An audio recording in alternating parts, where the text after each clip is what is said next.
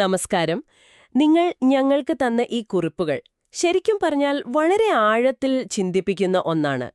ഒറ്റ നോട്ടത്തിൽ നോക്കുമ്പോൾ ഒരു 6 വ്യത്യസ്ത പാഠങ്ങൾ പോലെ തോന്നും. അതെ, മതപരമായ ആശയങ്ങൾ പോലെ. അതെ, നുണ പറയുന്നവരെ ദൈവം നേർവഴിക്ക് നയിക്കില്ല, അല്ലെങ്കിൽ ദൈവത്തിന്റെ ശിക്ഷ വരുമ്പോൾ ആരാണ് സഹായിക്കാനുണ്ടാവുക എന്നൊക്കെ പറയുമ്പോൾ ഇതൊരു ദൈവശാസ്ത്ര ക്ലാസ് ആകുമോ എന്നൊരു വേള തോന്നിപ്പോകും. ശരിയാണ്. പക്ഷെ നമ്മളിവിടെ ചെയ്യാൻ പോകുന്നത് അതല്ല. ഈ ആശയങ്ങളുടെ എല്ലാം തൊലി കീറി ഒന്ന് ഉള്ളിലേക്ക് നോക്കാനാണ് നമ്മൾ ശ്രമിക്കുന്നത്.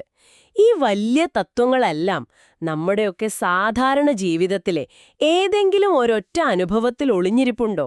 അതാണ് നമ്മൾ കണ്ടെത്താൻ പോകുന്നത്. അതെ, അതാണ് ഇതിലെ ഏറ്റവും ഒരു കൗതുകകരമായ കാര്യവും. ഈ 6 പാഠങ്ങളും ആകാശത്ത് നിന്ന് പൊട്ടിവീണ എന്തോ വലിയ നിയമങ്ങളല്ല, മറിച്ച് ഒരൊറ്റ മനുഷ്യാനുഭവത്തിന്റെ പല ഘട്ടങ്ങളെക്കുറിച്ചുള്ള ഒരു വിവരണമാണ്. പുറത്തുനിന്ന് ആരോ ശിക്ഷിക്കുന്നതുകൊണ്ടല്ല, അല്ല, മറിച്ച് ആ ഊർജത്തിന്റെ ഉറവിടത്തിൽ നിന്ന് നമ്മൾ സ്വയം മാറി നടക്കുന്നതുകൊണ്ടാണെന്നാണ്. അതൊരു നിയമം പോലെ പ്രവർത്തിക്കുന്നു. സ്വയം മാറി നടക്കുന്ന ആശയം അത് വളരെ പ്രധാനപ്പെട്ടതാണ്. അപ്പോൾ നമുക്ക് ആ അനുഭവത്തിലേക്ക് നേരിട്ട് കടക്കാം, അല്ലേ? തീർച്ചയായും. ഈ 6 പാഠങ്ങളും നമുക്ക് ഒന്നിച്ച് പഠിപ്പിച്ചു തരുന്ന ആ ഒരൊറ്റ അനുഭവം ഏതാണെന്ന് നോക്കാം. സത്യസന്ധമായ, ചിലപ്പോൾ കേൾക്കാൻ അല്പം പ്രയാസമുള്ളൊരു ഫീഡ്ബാക്ക്, അല്ലെങ്കിൽ ഒരു അഭിപ്രായം കിട്ടുമ്പോൾ നമ്മൾ അതിനെ തള്ളിക്കളയുന്ന ആ ഒരു നിമിഷം. അതെ, എല്ലാവർക്കും ജീവിതത്തിൽ ഉണ്ടായിട്ടുണ്ടാകും, അല്ലേ? ഒരുപക്ഷെ ജോലിസ്ഥലത്ത്, അല്ലെങ്കിൽ അടുത്ത സുഹൃത്തുക്കളിൽ നിന്ന്, അല്ലെങ്കിൽ പങ്കാളിയിൽ നിന്ന്. അതെ, തീർച്ചയായും. നമുക്കൊരു സാങ്കല്പിക ഉദാഹരണത്തിലൂടെ ഇതൊന്ന് ചിന്തിച്ചു നോക്കാം. ഒരു കമ്പനിയിലെ ഒരു പ്രോജക്റ്റ് മാനേജർ. നമുക്ക് അയാളെ ഒരു അനിൽ എന്ന് വിളിക്കാം. ഓക്കെ, അനിൽ. അനിലിന്റെ ടീം അംഗങ്ങൾ വളരെ സ്നേഹത്തോടെയും ബഹുമാനത്തോടെയും അദ്ദേഹത്തോട് പറയുന്നു, സർ, നിങ്ങൾ കാര്യങ്ങൾ മൈക്രോ മാനേജ് ചെയ്യുന്നത് ഞങ്ങളുടെ എല്ലാം ആത്മവിശ്വാസം കെടുത്തുന്നുണ്ട്. ഞങ്ങൾക്ക് സ്വതന്ത്രമായി ജോലി ചെയ്യാൻ കഴിയുന്നില്ല. ഇതൊരു സത്യസന്ധമായ ഫീഡ്ബാക്കാണ്. ഇവിടെയാണ് കഥ തുടങ്ങുന്നത്. ശരി. അപ്പോൾ അനിലിന് ഈ ഫീഡ്ബാക്ക് കിട്ടുന്നു. അദ്ദേഹത്തിന്റെ ആദ്യത്തെ പ്രതികരണം എന്തായിരിക്കും? എനിക്കിത് ഊഹിക്കാം. ഓ, ഇവർക്ക് ജോലി ചെയ്യാൻ മടിയാണ്, അതിന് ഓരോ ന്യായങ്ങൾ കണ്ടെത്തുന്നു എന്ന് അദ്ദേഹം സ്വയം പറയും. അതെ. അല്ലെങ്കിൽ ആ ഫീഡ്ബാക്ക് പറയാൻ മുൻകൈയെടുത്ത ആളെ മനസ്സിലൊരു ശത്രുവായി കാണും. അവനാണ് പ്രശ്നം, അവൻ മറ്റുള്ളവരെയും എനിക്കെതിരെ തിരിക്കുകയാണ്. കൃത്യമായി. ഇതാണ് പ്രതിരോധത്തിന്റെ ആ ആദ്യ നിമിഷം. നിങ്ങളുടെ കുറിപ്പുകളിലെ ആദ്യത്തെ പാഠങ്ങളുമായി ഇതിനൊന്ന് ചേർത്ത് വെച്ചു നോക്കൂ. അതിക്രമം, നുണ പറയൽ, അധികാരമില്ലാതെ തർക്കിക്കൽ. ഓക്കെ. ഇവിടെ അനിൽ എന്താണ് ചെയ്യുന്നത്? സത്യത്തിന് നേരെ ഒരു അതിർത്തി ലംഘിക്കുകയാണ്. അതാണ് അതിക്രമം. പ്രശ്നം എനിക്കല്ല, അവർക്കാണ് എന്ന് പറയുമ്പോൾ അതൊരു ചെറിയ നുണയാണ്. ഒരു സെൽഫ് ഡിസെപ്ഷൻ. അതെ, ഒരു സെൽഫ് ഡിസെപ്ഷൻ. തന്റെ ഈഗോയെ സംരക്ഷിക്കാൻ വേണ്ടി ആത്മാർത്ഥമല്ലാത്തൊരു വാദമുയർത്തുകയാണ്. അതാണ് അധികാരമില്ലാതെ തർക്കിക്കൽ. ഇതെല്ലാം ആ ഒരൊറ്റ നിമിഷത്തിൽ സംഭവിക്കുന്നു. പക്ഷേ ഈയൊരു നിമിഷം, ഈ പ്രതിരോധം അവിടെ അവസാനിക്കുന്നില്ലല്ലോ. അതൊരൊറ്റപ്പെട്ട സംഭവമല്ല. അല്ലേയല്ല. നമ്മളിത് ആവർത്തിക്കാൻ തുടങ്ങിയാലോ? അനിൽ ഈ ഫീഡ്ബാക്ക് പൂർണ്ണമായി അവഗണിച്ച് തന്റെ പഴയ രീതിയിൽ തന്നെ മുന്നോട്ടു പോകാൻ തീരുമാനിക്കുന്നു. അവിടെയാണ് ശരിക്കും അപകടം പതിയിരിക്കുന്നത്. അതെ, അവിടെയാണ് നമ്മുടെ ഉള്ളിൽ തന്നെ ചില മാറ്റങ്ങൾ വരാൻ തുടങ്ങും. അതെ, അതാണ് രണ്ടാമത്തെ ഘട്ടം. നമ്മൾ സത്യത്തെ തുടർച്ചയായി പുറന്തള്ളുമ്പോൾ നമ്മുടെ ഉള്ളിലെ സത്യം തിരിച്ചറിയാനുള്ള ആ സെൻസർ അത് പതിയെ പ്രവർത്തനരഹിതമാകും. മനസ്സാക്ഷി എന്ന് പറയാം. അതിനെ നമുക്ക് മനസ്സാക്ഷിയെന്നോ ശരിതെറ്റുകൾ തിരിച്ചറിയാനുള്ള കഴിവെന്നോ ഒക്കെ വിളിക്കാം. അനിലിന്റെ കാര്യത്തിൽ കുറച്ചുകാലം കഴിയുമ്പോൾ തന്റെ രീതി ശരിയാണെന്ന് അദ്ദേഹം പൂർണ്ണമായി വിശ്വസിക്കാൻ തുടങ്ങും. ഓക്കെ. ടീം അംഗങ്ങളുടെ നിരാശയോ മടുപ്പോ കാണാനുള്ള കഴിവ് അദ്ദേഹത്തിന് നഷ്ടപ്പെടും. കാര്യങ്ങൾ ശരിയായി വിലയിരുത്താൻ കഴിയാതെ വരും. അതായത് ഒരുതരം ആശയക്കുഴപ്പം. അതെ, ആ ആശയക്കുഴപ്പം അദ്ദേഹത്തിന്റെ സ്ഥിരം അവസ്ഥയായി മാറും. തെറ്റുകൾ പോലും ശരിയായി തോന്നാൻ തുടങ്ങും. അപ്പോൾ ദൈവം വഴിപിഴപ്പിക്കുന്നു എന്ന ആ ആശയത്തിന് ഇവിടെ വളരെ പ്രായോഗികമായ ഒരർത്ഥം വരുന്നുണ്ടല്ലേ? തീർച്ചയായും. പുറത്തുനിന്നൊരു ശക്തി വന്ന് നമ്മളെ തെറ്റായ വഴിക്ക് നടത്തുന്നതല്ല, മറിച്ച് ശരിയായ വഴി കാണിച്ചു തരുന്ന നമ്മുടെ ഉള്ളിലെ സിഗ്നലുകൾ നമ്മൾ തന്നെ ഓഫ് ചെയ്യുന്നതുകൊണ്ട് സംഭവിക്കുന്നതാണ്. ആ വഴികാട്ടിയുമായുള്ള ബന്ധം നമ്മൾ തന്നെ ഇല്ലാതാക്കുന്നു. അതാണതിന്റെ കാതൽ. മാർഗനിർദ്ദേശം സ്വീകരിക്കാനുള്ള നമ്മുടെ കഴിവാണ് അവിടെ നഷ്ടപ്പെടുന്നത്. അനിലിന് പിന്നെയും ചിലപ്പോൾ സൂചനകൾ കിട്ടുമായിരിക്കും. ഒരു ടീം മീറ്റിംഗിലെ അസ്വസ്ഥമായ നിശബ്ദത. അല്ലെങ്കിൽ പ്രധാനപ്പെട്ട ഒരു ജീവനക്കാരൻ ജോലി രാജിവെക്കുന്നത്. അതെ അതെ. പക്ഷെ ആ സൂചനകളെ ശരിയായി വായിച്ചെടുക്കാൻ അദ്ദേഹത്തിന് കഴിയില്ല. കാരണം ആ സിഗ്നലുകൾ സ്വീകരിക്കുന്ന റിസീവർ അദ്ദേഹം തന്നെ കേടുവരുത്തി. ഇത് കാര്യങ്ങൾ കൂടുതൽ സങ്കീർണമാക്കുകയാണ്. കാരണം പ്രവൃത്തികൾക്ക് ഫലങ്ങളുണ്ടാകുമല്ലോ. ഉണ്ടാവാം. അനിലിന്റെ ഈ നിലപാട് കാരണം പ്രോജക്റ്റിൽ പ്രശ്നങ്ങൾ ഉണ്ടാകാൻ തുടങ്ങുന്നു. ഡെഡ്ലൈനുകൾ തെറ്റുന്നു, ക്വാളിറ്റി കുറയുന്നു. ഇപ്പോൾ പ്രശ്നങ്ങൾ പുറത്തുവരാൻ തുടങ്ങി. ശരിയാണ്. ഇതാണ് മൂന്നാമത്തെ ഘട്ടം. പ്രത്യാഘാതങ്ങൾ വരുമ്പോൾ നമ്മൾ ഒറ്റപ്പെടുന്നത്. അതെ. ഇപ്പോൾ അനിലിന്റെ ന്യായീകരണങ്ങളൊന്നും വിലപ്പോവില്ല മാനേജ്മെന്റ് ചോദ്യം ചെയ്യുമ്പോൾ. ടീം ശരിക്ക് വർക്ക് ചെയ്യുന്നില്ല എന്നു പറഞ്ഞാൽ. അതെ. അപ്പോ അവർ ചോദിക്കും, എന്തുകൊണ്ട്? മാനേജർ എന്ന നിലയിൽ അത് നിങ്ങളുടെ ഉത്തരവാദിത്വമല്ലേ? ഒരുപക്ഷേ അദ്ദേഹത്തെ സഹായിക്കാൻ ആഗ്രഹിക്കുന്ന സഹപ്രവർത്തകരോട് അദ്ദേഹം നേരത്തെ തന്നെ ഈ വിഷയത്തിൽ തർക്കിച്ച് ബന്ധം വഷളാക്കിയിട്ടുണ്ടാകും. ശരിയാണ്. ടീം അംഗങ്ങൾക്ക് അദ്ദേഹത്തിൽ വിശ്വാസം നഷ്ടപ്പെട്ടു. പദവിയോ അധികാരമോ ഒന്നും അദ്ദേഹത്തെ രക്ഷിക്കാൻ വരുന്നില്ല. ആ നിമിഷത്തിൽ, ആ പ്രതിസന്ധിയുടെ നടുവിൽ നിൽക്കുമ്പോൾ അദ്ദേഹം ചിന്തിക്കും, ഇനി എന്നെ ആര് രക്ഷിക്കും? ഇത് നിങ്ങളുടെ കുറിപ്പുകളിൽ ആ ചോദ്യത്തിലേക്ക് നേരിട്ടെത്തുന്നു. ദൈവത്തിന്റെ ശിക്ഷ നമ്മെ ബാധിച്ചാൽ ആരാണ് നമ്മെ സഹായിക്കുക?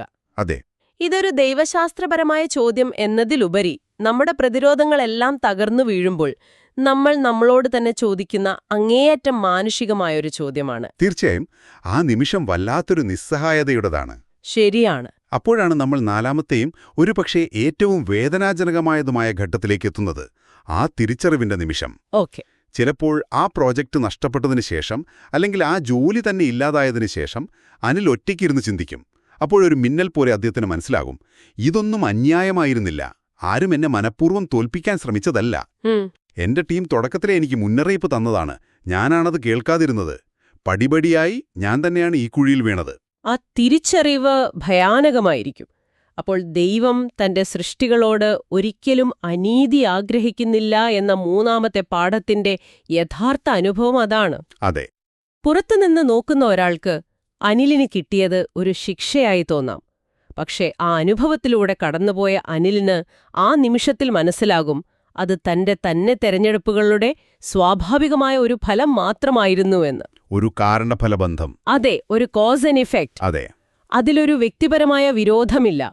അതൊരു നിയമം പോലെയാണ്, ഗുരുത്വാകർഷണം പോലെ. നല്ല ഉദാഹരണമാണ്. നിങ്ങൾ 10ാം നിലയിൽ നിന്ന് താഴേക്ക് ചാടിയാൽ ഗുരുത്വാകർഷണത്തിന് നിങ്ങളോട് വ്യക്തിപരമായ വിരോധമുള്ളതുകൊണ്ടല്ല നിങ്ങൾ താഴെ വീഴുന്നത്. അതൊരു നിയമമാണ്. ശരിയാണ്. അതുപോലെ സത്യത്തെ നിരസിക്കുന്നതിനും അതിൻ്റെതായ പ്രകൃതിപരമായ പ്രത്യാഘാതങ്ങളുണ്ട്. ഈ അവസ്ഥയെക്കുറിച്ച് സംസാരിക്കുമ്പോൾ എനിക്കൊരു കാര്യം ഓർമ്മ വരുന്നുണ്ട്. നമ്മുടെ കാറിലെ ഗൂഗിൾ മാപ്സ്. നമ്മളൊരു അറിയാത്ത സ്ഥലത്തേക്ക് യാത്ര ചെയ്യുകയാണ്. GPS നമുക്ക് കൃത്യമായി നിർദ്ദേശങ്ങൾ തരുന്നുണ്ട്. 300 മീറ്റർ കഴിഞ്ഞ് ഇടത്തേക്ക് തിരിയുക. പക്ഷെ നമുക്കൊരു തോന്നൽ, അല്ല, ഈ നേരെ പോകുന്നതാണ് എളുപ്പവഴി, എനിക്ക് വഴി ഇതിലും നന്നായി അറിയാം. നമ്മൾ ആ നിർദ്ദേശം അവഗണിക്കുന്നു. എന്നിട്ട് നമ്മൾ വാദിക്കും, ഈ ഗൂഗിളൊന്നും എല്ലാ കാര്യങ്ങളും അറിയില്ല എന്ന്. ചിരിക്കുന്നു. എന്നിട്ട് ആ ശബ്ദം മ്യൂട്ട് ചെയ്യും. നമ്മളെല്ലാവരും ചിലപ്പോഴെങ്കിലും ആ വാശിയുള്ള ഡ്രൈവർ ആയിട്ടില്ലേ? തീർച്ചയായും ആയിട്ടുണ്ട്. എന്നിട്ടെന്ത് സംഭവിക്കും? നമ്മൾ നമ്മുടെ ഇഷ്ടത്തിന് മുന്നോട്ട് പോകും.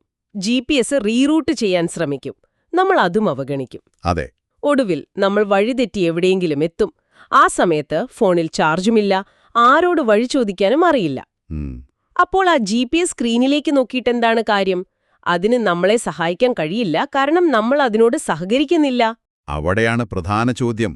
ആ വഴിതെറ്റിയതിന് GPS ആണോ ഉത്തരവാദി, അതോ നമ്മളാ മാർഗനിർദ്ദേശത്തിൽ നിന്ന് സ്വയം വിട്ടുനിന്നതാണോ? ഉത്തരം വളരെ വ്യക്തമാണ്. അതെ. GPS അതിന്റെ ജോലി കൃത്യമായി ചെയ്യുന്നുണ്ടായിരുന്നു. നമ്മളാണ് ആ ബന്ധം വിച്ഛേദിച്ചത്. ജീവിതത്തിലെ ധാർമ്മികമായ മാർഗനിർദ്ദേശങ്ങളും ഇതുപോലെയാണ്. അതവിടെ ഉണ്ട്, പക്ഷെ അതുമായി സഹകരിക്കണോ വേണ്ടയോ എന്നത് നമ്മുടെ തീരുമാനമാണ്. ഈ GPS ഉദാഹരണം വെച്ച് നോക്കുമ്പോൾ ആ 6 പാഠങ്ങളും ഒന്നുകൂടി വ്യക്തമാകുന്നുണ്ട്. നമുക്കതൊന്ന് വേഗത്തിൽ ബന്ധിപ്പിച്ചു നോക്കിയാലോ? നോക്കാം. ദൈവം നുണയന്മാർക്ക് വഴികാട്ടുന്നില്ല എന്ന് പറയുന്നത് ശരിക്കും സ്വയം വഞ്ചിക്കുന്നത് പഠനത്തെ തടയുന്നു എന്നതിന് തുല്യമാണ്. അതെ. ആ ഡ്രൈവർ സ്വയം കബളിപ്പിക്കുകയാണ്, എനിക്ക് വഴി അറിയാം എന്ന് പറഞ്ഞ്. ശരിയാണ്. അതുപോലെ ദൈവം അതിക്രമികളെ വഴിപിഴപ്പിക്കുന്നു എന്നത്. തുടർച്ചയായ നിയമങ്ങൾ ലംഘിക്കുന്നത് നമ്മുടെ ശരിയായ ബോധത്തെ മരവിപ്പിക്കുന്നു എന്നതിന് തുല്യമാണ്. ഓരോ തവണയും നമ്മൾ GPS-നെ അവഗണിക്കുമ്പോൾ അടുത്ത തവണ അത് ചെയ്യാൻ നമുക്ക് കൂടുതൽ എളുപ്പമായി തോന്നും. ഒടുവിൽ ആ ശബ്ദം കേൾക്കാതെയാകും. വഴിപിഴച്ചവർക്ക് വഴികാട്ടിയില്ല എന്നതോ? അടഞ്ഞ ഹൃദയത്തിലേക്ക് വ്യക്തതയ്ക്ക് പ്രവേശിക്കാൻ കഴിയില്ല. അതെ, നമ്മൾ കേൾക്കാൻ തയ്യാറല്ലെങ്കിൽ ലോകത്തിലെ ഏറ്റവും മികച്ച വഴികാട്ടിക്ക് പോലും നമ്മളെ സഹായിക്കാൻ കഴിയില്ല. ശരിയാണ്. അധികാരമില്ലാതെ തർക്കിക്കലെന്നത് പഠിക്കാനല്ലാതെ ജയിക്കാൻ വേണ്ടി മാത്രം തർക്കിക്കുന്നതിനോട് തുല്യമാണ്. GPS-മായി നമ്മൾ തർക്കിക്കുകയാണ്, ഒരു അടിസ്ഥാനവുമില്ലാതെ. ലക്ഷ്യം വഴികണ്ടെത്തലല്ല, സ്വന്തം ഈഗോ ജയിപ്പിക്കലാണ്. വഴിതെറ്റി ഒറ്റപ്പെടുമ്പോൾ വരുന്ന "ഇനി നമ്മെ ആര് സഹായിക്കും" എന്ന ചോദ്യം. അത് പ്രത്യാഘാതങ്ങൾ വരുമ്പോൾ നമ്മുടെ വ്യാജമായ സുരക്ഷിതത്വബോധം തകരുന്നു എന്നതിന്റെ പ്രതിഫലനമാണ്. എനിക്ക് വഴി അറിയാം എന്ന നമ്മുടെ അഹങ്കാരം അവിടെ തകർന്നു വീഴുന്നു. അതെ. അവസാനം ആ തിരിച്ചറിവ്. ദൈവം ഒരിക്കലും അനീതി ആഗ്രഹിക്കുന്നില്ല. അതിന്റെ അർത്ഥം ഇതാണ്: നമ്മുടെ ഫലങ്ങൾ നമ്മുടെ ആന്തരികമായ തിരഞ്ഞെടുപ്പുകളുമായി കൃത്യമായി പൊരുത്തപ്പെടുന്നു. നമ്മൾ വഴിതെറ്റാൻ തീരുമാനിച്ചതുകൊണ്ടാണ് വഴിതെറ്റിയത്. അതൊരു സ്വാഭാവിക നിയമമാണ്, അനീതിയല്ല. അപ്പോൾ ഈ പാഠങ്ങളെല്ലാം പറയുന്നത് ദൈവം ഒരു കസേരയിലിരുന്ന് ആളുകളെ ശിക്ഷിക്കുകയും രക്ഷിക്കുകയും ചെയ്യുന്നതിനെക്കുറിച്ചല്ല. അല്ലല്ല. മറിച്ച് ജീവിതത്തിൽ ചില കാര്യങ്ങൾ എങ്ങനെ പ്രവർത്തിക്കുന്നു എന്നതിന്റെ ഒരു വിവരണമാണ്. അതെ. മാർഗനിർദ്ദേശം എന്നത് ഒരു ബന്ധമാണ്. അത് നമ്മുടെ സത്യസന്ധതയോടും വിനയത്തോടും പിന്നെ പഠിക്കാനുള്ള സന്നദ്ധതയോടും പ്രതികരിക്കുന്ന ഒന്നാണ്. കൃത്യമായി. അതൊരു നൃത്തം പോലെയാണ്. നമ്മൾ ഒരു ചുവട് മുന്നോട്ട് വയ്ക്കുമ്പോൾ മാർഗനിർദ്ദേശം അടുത്ത ചുവട് കാണിച്ചു തരും. നമ്മൾ നിശ്ചലമായി നിന്നാലോ അല്ലെങ്കിൽ പുറകോട്ട് നടന്നാലോ ആ നൃത്തം അവിടെ നിൽക്കും. ശരി. നമ്മൾ ഇത്രയും നേരം ചർച്ച ചെയ്തത് സത്യത്തെ നിരസിക്കുമ്പോൾ സംഭവിക്കുന്ന ആ ഒരു അധപ്പതനത്തെക്കുറിച്ചാണ്, ആ 4 ഘട്ടങ്ങളിലൂടെയുള്ള യാത്ര. അതെ. പക്ഷേ ഇതിനൊരു മറുവശമില്ലേ? നമ്മൾ അവസാനം ചോദിച്ച ആ ചോദ്യത്തിലേക്ക് വരാം. ഈ പ്രക്രിയയെ നമുക്ക് വിപരീത ദിശയിൽ പ്രവർത്തിപ്പിക്കാൻ കഴിയുമോ? തീർച്ചയായും കഴിയും. അതാണ് ഇതിലേറ്റവും പ്രത്യാശാഭരിതമായ കാര്യം. ഓക്കേ. താഴേക്കുള്ള പടികൾ ഏതൊക്കെയാണെന്ന് മനസ്സിലാക്കിയാൽ മുകളിലേക്കുള്ള പടികളും അവ തന്നെയാണ്. എല്ലാം തുടങ്ങുന്നത് ആ ആദ്യ നിമിഷത്തിലാണ്. അനിലിന്റെ ഉദാഹരണത്തിലേക്ക് തിരികെ പോകാം. അതെ. ടീം അംഗങ്ങൾ ഫീഡ്ബാക്ക് നൽകിയ ആ നിമിഷം അദ്ദേഹം പ്രതിരോധിക്കുന്നതിന് പകരം ഒരു നിമിഷം നിശബ്ദനായി എന്ന് സങ്കൽപ്പിക്കുക. അതായത് തന്റെ ഈഗോയെ ഒന്ന് മാറ്റിവെച്ച് അവർ പറയുന്നതിൽ കേൾക്കുന്നതിൽ എന്തെങ്കിലും സത്യമുണ്ടോ എന്ന് സ്വയം ചോദിക്കുന്നു. അത് വളരെ പ്രയാസമുള്ള കാര്യമാണ്. വളരെ പ്രയാസമാണ്. പക്ഷേ അതാണ് ആദ്യത്തെ പടി. അതിനെ വിലയമെന്ന് വിളിക്കാം. അദ്ദേഹം അത് കേൾക്കാൻ തയ്യാറായാൽ അടുത്ത പടി എന്തായിരിക്കും? വ്യക്തത. വ്യക്തത തിരികെ വരാൻ തുടങ്ങും. അദ്ദേഹം ചോദിക്കും, നിങ്ങൾക്കങ്ങനെ തോന്നാൻ കാരണം എന്താണ്? എനിക്കൊരു ഉദാഹരണം തരാമോ? ഇപ്പോൾ അദ്ദേഹം പ്രശ്നത്തെക്കുറിച്ചല്ല, പരിഹാരത്തെക്കുറിച്ചാണ് ചിന്തിക്കുന്നത്. ഇവിടെ മാർഗനിർദ്ദേശത്തിലേക്കുള്ള വാതിൽ വീണ്ടും തുറക്കുകയാണ്. അപ്പോൾ ഒറ്റപ്പെടലിനു പകരം പിന്തുണയാണ് തിരികെ വരുന്നത്. തീർച്ചയായും. ടീം അംഗങ്ങൾക്ക് അദ്ദേഹത്തോട് ബഹുമാനം തോന്നും. അവർ അദ്ദേഹത്തെ സഹായിക്കാൻ തയ്യാറാകും. സർ, ഇന്നലെ മീറ്റിംഗിൽ നിങ്ങൾ ആ തീരുമാനമെടുത്തപ്പോൾ ഞങ്ങൾക്ക് അഭിപ്രായം പറയാൻ അവസരം കിട്ടിയില്ല എന്നവർ പറയുമ്പോൾ അനിലിന് കാര്യങ്ങൾ വ്യക്തമാകും. അതെ. ഇനി എന്നെ ആര് സഹായിക്കും എന്ന ചോദ്യത്തിനു പകരം എല്ലാവരും എന്നെ സഹായിക്കാൻ തയ്യാറാണല്ലോ എന്ന തിരിച്ചറിവ് വരും. ശരിയാണ്. മൂന്നാമത്തെ ഘട്ടം, പ്രത്യാഘാതങ്ങൾ വരുന്നതിനു പകരം നല്ല ഫലങ്ങൾ വരാൻ തുടങ്ങും. ടീമിന്റെ പ്രകടനം മെച്ചപ്പെടും, പ്രോജക്റ്റ് ട്രാക്കിലാകും. ഏറ്റവും അവസാനമായി, ഇതൊരു അനീതിയായിരുന്നു എന്ന് വിലപിക്കുന്നതിന് പകരം എന്റെ ഒരു ചെറിയ മാറ്റം എത്ര വലിയ നല്ല ഫലങ്ങളാണ് കൊണ്ടുവന്നത് എന്നൊരു സന്തോഷം തോന്നും. അപ്പോൾ നമ്മൾ ചർച്ച ചെയ്ത നിയമം 2 ദിശയിലും ഒരുപോലെ പ്രവർത്തിക്കുന്നു. അതെ. സത്യത്തോട് മുഖം തിരിക്കുന്നത് നമ്മളെ ആശയക്കുഴപ്പത്തിലേക്കും ഒറ്റപ്പിളലിലേക്കും നയിക്കുമ്പോൾ, സത്യത്തെ വിനയത്തോടെ സ്വീകരിക്കുന്നത് നമ്മളെ വ്യക്തതയിലേക്കും കൂട്ടായ്മയിലേക്കും നയിക്കുന്നു. അതുതന്നെ. ഇത് വെറും ആത്മീയമായ ഒരു കാര്യമല്ല, ഇത് വളരെ പ്രായോഗികമായ ഒരു ജീവിത തത്വമാണ്. ശരിയാണ്. നമ്മുടെ ബന്ധങ്ങളിലും ജോലിയിലും വ്യക്തിപരമായ വളർച്ചയിലുമെല്ലാം ഇത് ബാധകമാണ്. അപ്പോൾ ഈ ആഴത്തിലുള്ള ചർച്ചയുടെ ആകെത്തുക എന്താണ്? നിങ്ങൾ നൽകിയ ഈ കുറിപ്പുകൾ നമ്മളെ പഠിപ്പിക്കുന്നത് ജീവിതത്തിലെ മാർഗനിർദ്ദേശവും വ്യക്തതയുമൊന്നും ഒരു യാന്ത്രികമായി ലഭിക്കുന്ന ഒന്നല്ല എന്നാണ്. അല്ല. അത് സത്യത്തോടുള്ള നമ്മുടെ നിലപാടിനെ ആശ്രയിച്ചിരിക്കുന്നു. ഒരു ചെറിയ നിമിഷത്തിൽ സത്യത്തോട് മുഖം തിരിക്കുന്നത് കാലക്രമേണ നമ്മളെ പൂർണ്ണമായ ആശയക്കുഴപ്പത്തിലേക്ക് നയിച്ചേക്കാം. എന്നാൽ അതേ നിമിഷത്തിൽ എത്ര ബുദ്ധിമുട്ടാണെങ്കിലും സത്യത്തെ കേൾക്കാൻ തയ്യാറാകുന്നത് വളർച്ചയുടെയും വിജയത്തിന്റെയും പാത തുറന്നു തന്നേക്കാം. ഇനി നിങ്ങൾ ചിന്തിക്കാൻ ഒരു കാര്യം കൂടി തരാം. നമ്മളിപ്പോൾ ആ നല്ല മാറ്റത്തിന്റെ പ്രക്രിയയെക്കുറിച്ച് സംസാരിച്ചല്ലോ. ഓക്കെ. പലപ്പോഴും ആ ആദ്യത്തെ പടി, അതായത് ഫീഡ്ബാക്ക് കേൾക്കാനുള്ള ആ തീരുമാനം എടുക്കാൻ നമ്മളെ സഹായിക്കുന്നത് എന്തായിരിക്കും? നല്ല ചോദ്യമാണ്.